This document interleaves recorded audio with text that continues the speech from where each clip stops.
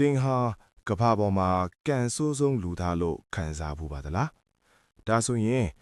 စူတိုမူယာမာဂူချီလို့အမည်ရတဲ့သူအကြောင်းသိပြီးပြီလား1945ခုနှစ်ဩဂတ်လ6ရက်နေ့မှာစူတိုမူဟာဟီရိုရှီးမားမြို့မှာအလုတ်ကိစ္စနဲ့ရောက်နေတော့ကောင်းကင်ယံကနေပထမဆုံးအနုမြူပုံကျဆင်းလာခဲ့ပါတယ်သူဟာဘုံပေါက်ကွေးရဗဟေချက်နဲ့2မိုင်ပဲဝေးတဲ့နေရာမှာရှိနေခဲ့တာပါ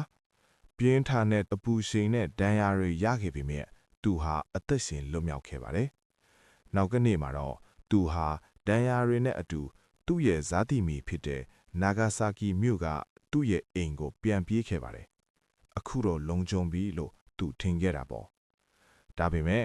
3ရက်အကြာမှာပဲသူမိသားစုကိုဟီရိုရှီးမားကအဖြစ်အပျက်တွေအကြောင်းရှင်းပြနေတော့ဒုတိယမြောက်အနုမြူပုံဟာနာဂါဆာကီကိုထပ်မံထိမှန်ခဲ့ပြန်ပါတယ်။မယုံနိုင်စရာတောင်းတာက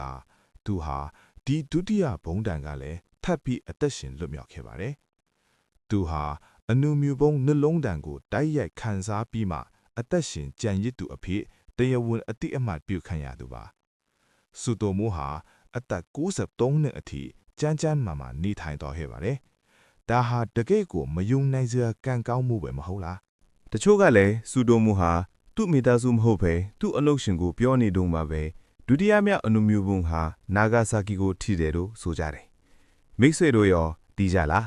ဘယ်ဟာအမှန်ထိမလဲဆိုတာ comment မှတ်နေပေးလို့ရပါတယ်နော်တင်ဟာကဘာပေါ်မှာကန်ဆိုးဆုံးလူသားလို့ခံစားဖို့ပါသလားဒါဆိုရင်စူတိုမူယာမာဂူချီလို့အမည်ရတဲ့သူအကြောင်းသိပြီးပြီလား1945ခုနှစ်ဩဂတ်လ6ရက်နေ့မှာစူတိုမူဟာဟီရိုရှီးမားမြို့မှာအလုတ်ကိစ္စနဲ့ရောက်နေတော့ကောင်းကင်ယံကနေပထမဆုံးအနုမြူပုံကျဆင်းလာခဲ့ပါတယ်သူဟာဘုံပေါက်ကွေးရဗဟေချက်နဲ့2မိုင်ပဲဝေးတဲ့နေရာမှာရှိနေခဲ့တာပါပြင်းထန်တဲ့အပူရှိန်နဲ့ဒဏ်ရာတွေရခဲ့ပေမဲ့သူဟာအသက်ရှင်လွတ်မြောက်ခဲ့ပါတယ်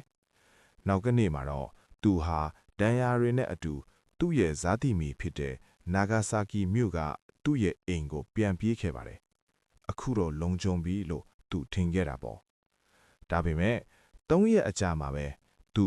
မိသားစုကိုဟီရိုရှီးမားကအဖြစ်အပျက်တွေအကြောင်းရှင်းပြနေတော့ဒုတိယမြောက်အနုမြူပုံဟာနာဂါဆာကီကိုထပ်မံထိမှန်ခဲ့ပြန်ပါတယ်မယုံနိုင်စရာတောင်းတာကသူဟာဒီဒုတိယဘုံတန်ကလည်းထပ်ပြီးအသက်ရှင်လွတ်မြောက်ခဲ့ပါတယ်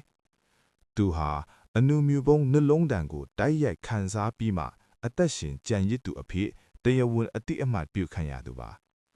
စူတိုမူဟာအသက်